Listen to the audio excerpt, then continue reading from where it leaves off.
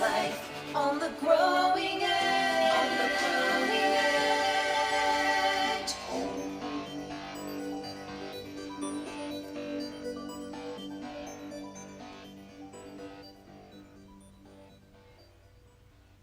Thank you, Leslie Monroe. Welcome, Growing Edge Live. Michael Benjamin here with Growing Edge Live. Thank you for joining us this evening. We have a wonderful evening packed full of spiritual inspiration and tools spiritually that will help you change your life. We're really looking forward to sharing with you radical care of the soul. Join us each Thursday evening live at 7 p.m. Mountain Standard Time and or Sunday morning, 10:15 Mountain Standard Time as well. Thank you again. Thank you for joining us. We have just an amazing offering of spiritual tools and findings that we're sharing with you that will help you to find that inner path, find that spiritual reality that you're living, that you're experiencing, and we want you to experience peace and harmony and joy and love in your life. So thank you very much. I'm going to start with a little centering meditation, and then I will hand it over to Ali B. Also, right before the meditation, thank you very much for your generous donations. Thank you for financially supporting us, and you can push an offering by way of Venmo to the Satya Center. That's Satya Center. Thank you very much for doing that. We've existed for 10 years on your generosity. Thank you. And so joining us in this moment, I invite you to just give yourself permission to be here and now, to tune into this very moment. And in so doing, I want you to realize that the past, even 5 minutes ago, is over. And the future, 15 minutes, 20 minutes, an hour, next month, and next year, is off into the future. And I'm arriving in this very moment. And I begin to feel centered. I begin to ground myself fully and wholly into this moment. And so take a breath. And follow that breath all the way out. And begin to turn off the busy mind, that local busy mind of all that stuff, and let's turn within. And as we turn within, I want you to experience that inner light, that there is a spiritual reality that's unfolding, that you are more than your body. You are that which has a body. And you are more than your mind, for you are that which has a mind. We are spiritual beings, having a human incarnation, having a human evolution, having a human experience. And so as we turn within, I want you to take the 18-inch journey from the mind or your head down into your heart. Slowly begin to arrive down into the heart level. And now let us take a heart breath. And follow that breath all the way out. I'm turning into the innermost on high, to that kingdom and that queendom of the infinite realm, which is forever living itself into expression through me, through you, and as you.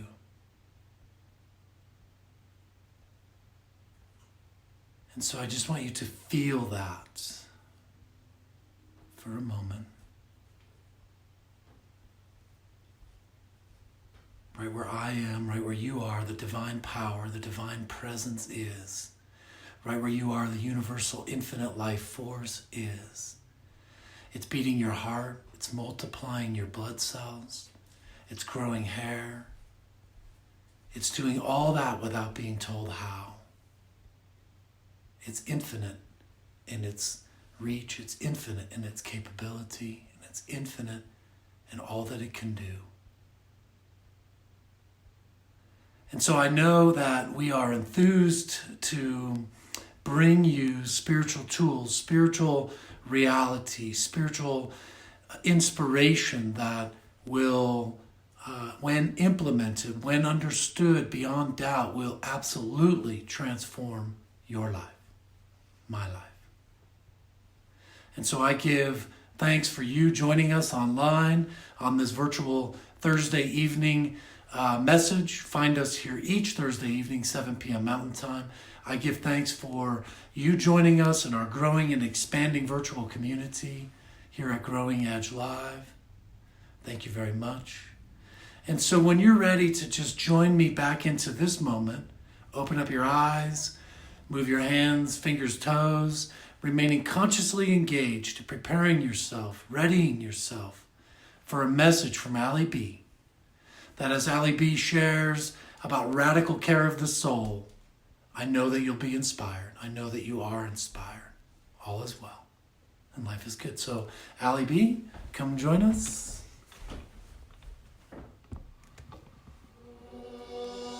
Free my mind, open my heart with the whispers of truth to live. Good evening, good evening, good evening. I inadvertently pressed the play button on this song again. Thank you, Leslie Monroe.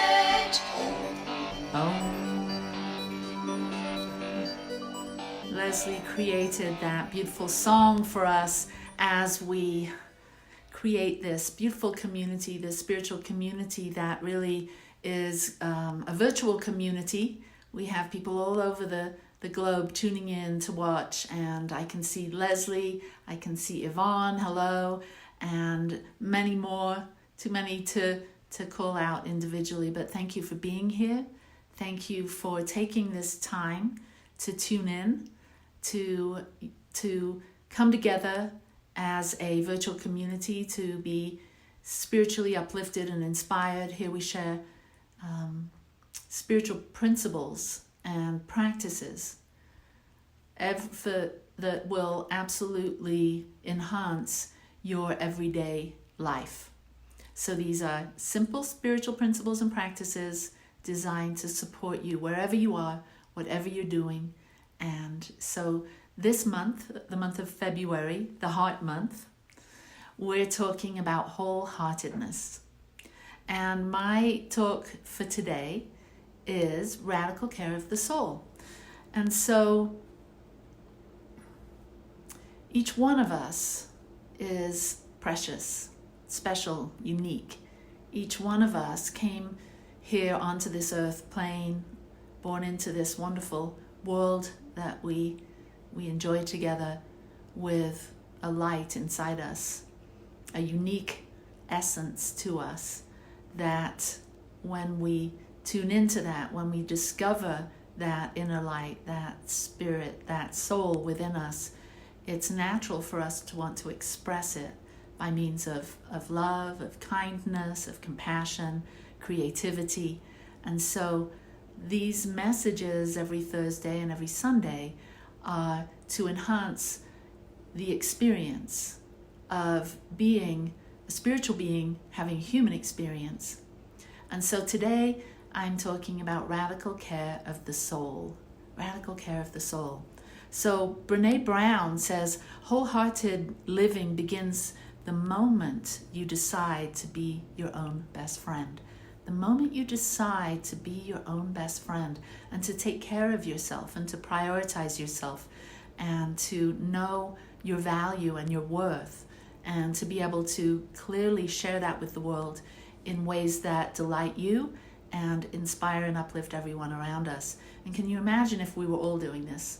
If we were all doing this, then our world, this beautiful world we live in, would really elevate to be a place of oneness, wholeness, one of unity, one where there are no borders and boundaries. There's one humanity working together, knowing that we all desire the same thing, which really is to be seen, to be heard, to know that we matter, and to be able to experience love, receive love, and as well as give love. And enjoy the ride while we're doing it.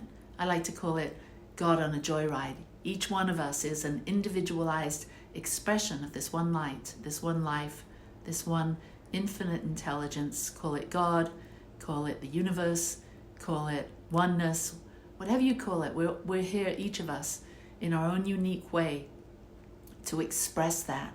We're individual souls having a collective experience as this one life. And so whilst we're here on planet Earth, we're here to enjoy, and we each can enjoy this experience more fully by taking care of ourselves. So how do we take care of the soul? Firstly, by being our own best friend and making that commitment. So Marianne Williamson said this, and I love this. The soul is the truth of who we are, the light and the love that is within us. It goes by different names. It's the truth of us. Michelangelo, the great artist, said that he didn't carve a statue, but simply removed the excess stone to reveal a brilliant figure that God has formed within the stone. So that is how we are. Inside us is this being that God has already created. Some of us call it the Christ, the Buddha mind, the Shekinah, the light, the soul. And our job is to get rid of the excess, useless fear and the thought forms that the world that inhibit us from shining this light, this soul, out into the world. So what are the thought forms? What are the things that are stopping us from really standing up and standing out as these soulful beings, these spiritual beings here on earth to help elevate our experience, elevate consciousness, and bring more light and love into the world? So what does get in the way of us inhabiting that space of knowing who and what we really are? It's the world around us. It's our conditioning. It's the way we've been taught to be who we think we need to be. And so as we venture on this spiritual journey, when we become clear on who we are as spiritual beings having a human experience, as we begin to identify what really matters to us, we begin to give ourselves permission to shine more fully, more vibrantly. Another spiritual teacher, Gary Zukav, says this about the soul. The soul is that part of you that existed before you were born. It will exist after you die. It is the highest, most noble part of yourself that you can reach for. So we're here to reach for that noble part of us, to uncover that inner magnificence, that noble soul that is the very essence of who we are. And as we clear away limiting beliefs such as I'm not good enough, or I'm not worthy, or I'm too old or too young, or I don't have the knowledge, or it might be difficult, or what if what I have to do isn't relevant? We have all of these thoughts and beliefs that limit us from our most authentic expression, our vibrancy. So we simply identify those things and we stop thinking those thoughts. That's what I love about the science of mind. We can identify thoughts that don't serve us and stop thinking those thoughts. When we awaken to the fact that we are the thinkers that think the thoughts that create our life, we begin to see that we have dominion over our mind. We get to choose the quality of thoughts that we think, and we have the ability to stop when we find ourselves wandering down a pathway in our mind of negative thinking or critical thinking or being cynical, and we move into this place of knowing that we're always at choice.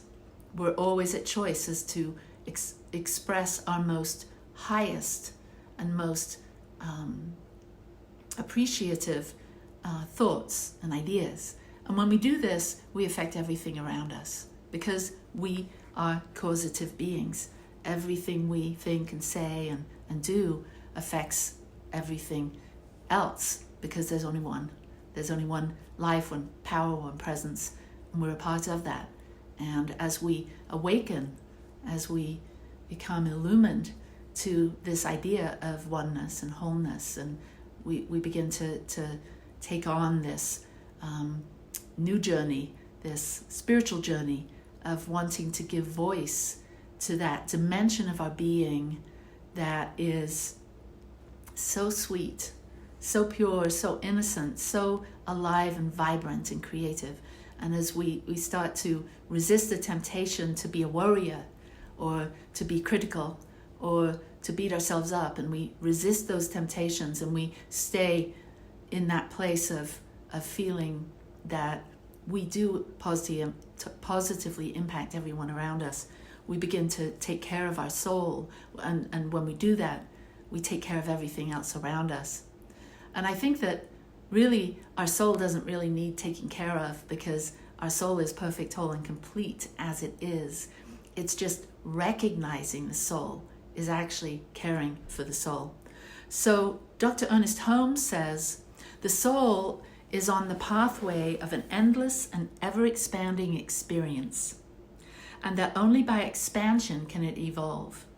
Accepting the lessons and experiences of the past and taking the best from everything, we should press boldly forward, looking ever for the truth, and ever ascending higher and higher into the heavens of reality. There is no limit to the possibility inherent in all human beings. Let the timid soul put its complete trust in good and press on bravely. So we get to press on bravely as our unique expression, our unique soul, and we take care of our soul by aligning ourselves with that which brings love and peace and joy into the world. There's a great book by Thomas More, and it's called Care of the Soul, a guide for cultivating depth and sacredness in everyday life. And I think if you're watching here today, that's probably what you're seeking, a depth and a sacredness in your everyday life. And so he says, when we relate to our bodies as having a soul, we attend to their beauty, their poetry, and their expressiveness. Our very habit of treating the body as a machine, whose muscles are like pulleys and its organs engines, forces its poetry underground, so that we experience the body as an instrument and see its poetics only as illness. So as we start to wake up to the idea that we have a soul, that it has beauty that wants to come forth, that maybe that's what the artists have tuned into, that ability to give voice, to give expression to the soul. And just like this painting behind me, the artist Eric Zischi that painted that, he was in tune with that deeper urging, that deeper longing to express something beautiful in the world. And because of that connection, because of that listening, because of that ability to tune in to the invisible, infinite realm of possibilities and potentialities, his soul was able to bring into the physical plane a beautiful, invisible idea in the mind of the divine. Each of us get to do that. We get to, through meditation, through becoming still and tuning in, we tap into that invisible realm of the divine mind, the realm of infinite possibilities. And we can bring things through our meditation into this reality, whether those things are thoughts, ideas, or creative expressions like a song or a painting or some pottery or a beautiful thing like a business, something that serves humanity. So we all bring the invisible into the visible. And when we're in tune with our soul, we bring what really we came here to bring. We bring what our unique essence is here to bring forth. So I have a little acronym that I know will support us in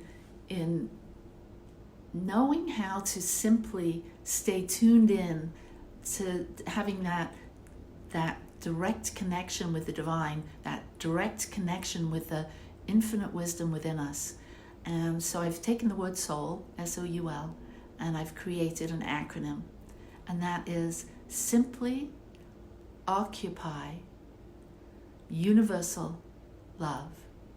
Simply occupy universal love. And when we're simply occupying in that place, putting on that persona of universal love, then we're living in our soul. We have become a blended being of our essence, that spiritual nature, with our mind, with our ego. Our ego and essence is merged when we keep our thoughts, when we're simply occupying universal love. And another way of saying that is sacredly observing universal love. So we're not only being it, we're seeing it. We're seeing through the eyes of love. And when we see everything around us as an expression of love. Now, sometimes that's really hard to do. You turn on the news today and our ego can quickly jump into having judgments and opinions about how things are going in our nation, in our country, in the world. And we can become distracted by what's happening out there.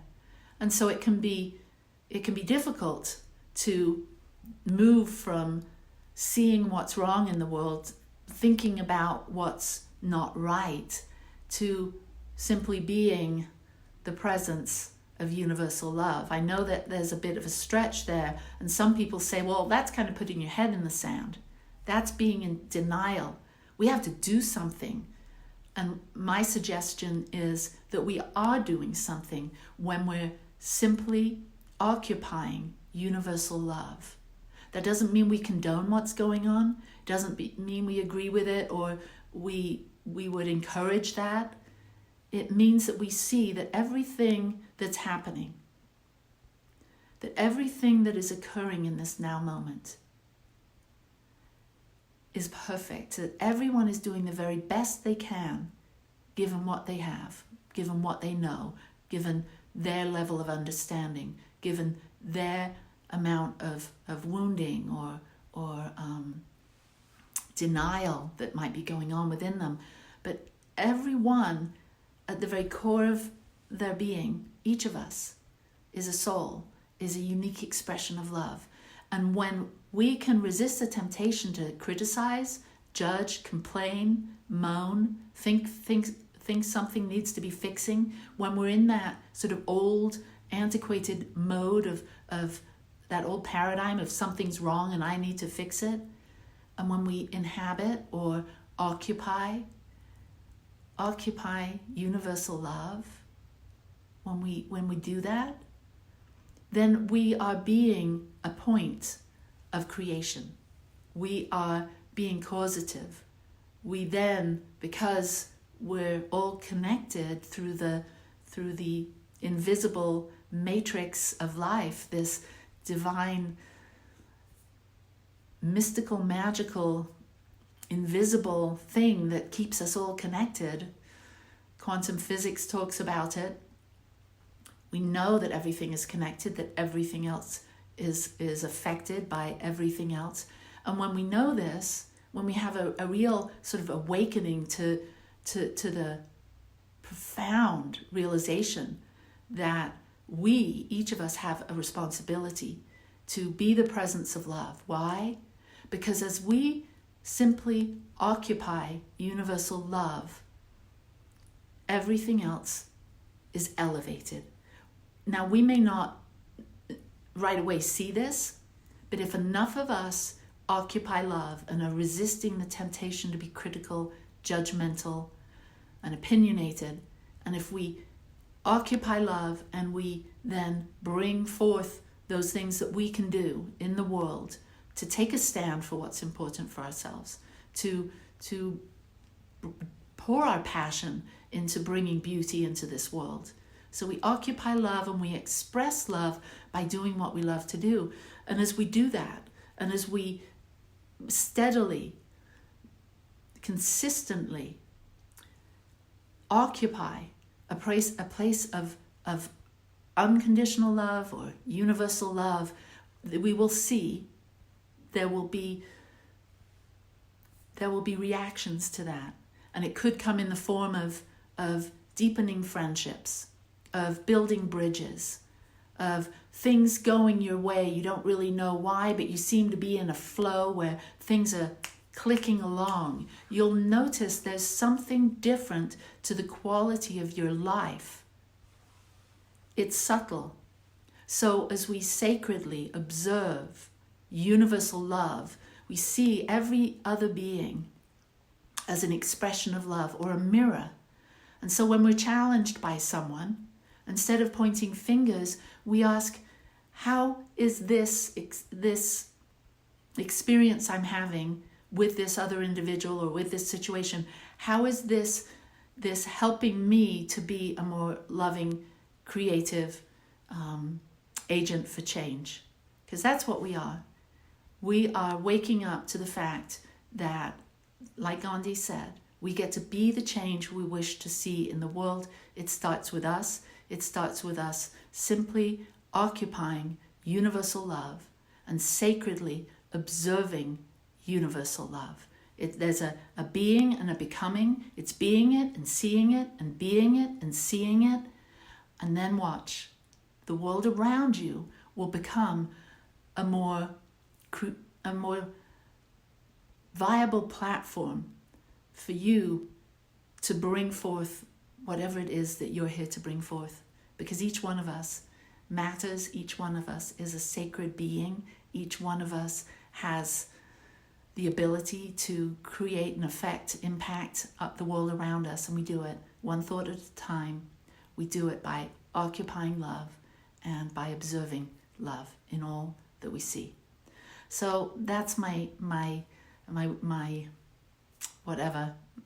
stream of consciousness today. I hope that this has supported you. I know that there's something I said tonight that has reminded you of how good life is, how it's getting even better, and we, each of us, are at the very leading edge of our own becoming. And we can help to expand conscious evolution through these simple waking up to our own brilliance. So I'm cheering you on. I thank you for watching, and please share this video with your friends that you think might enjoy it. And if you would like to support our Thursday night live, our Growing Edge, then we appreciate your generosity, and you can Venmo a donation to Satya Center, SATYA CENTER. So thank you again, and I'd like to just close in a little activation. That's my term for a prayer. So take a moment to join me, closing the eyes and taking a breath, and knowing that the one life, the one power, the one presence is expressing itself perfectly right now. As each being, each sentient being is a perfect expression of love here on planet Earth. Each being is a center for the creative flow of the universe to move. And as we realize in our hearts and in our minds the power that we possess to positively impact everything we do, everything around us, and deepen our relationships, deepen our love, we simply say thank you. Thank you, life. Thank you, God. Thank you, universe. And I release this prayer. I release this word knowing that it is done, that it is so. And so it is. Peace and blessings. If you have any questions, we'd love to to hear from you, any comments, and you can go to the Satya Center, our Facebook page, to get more information about us. So, namaste, lots of love from Allie B. Bye.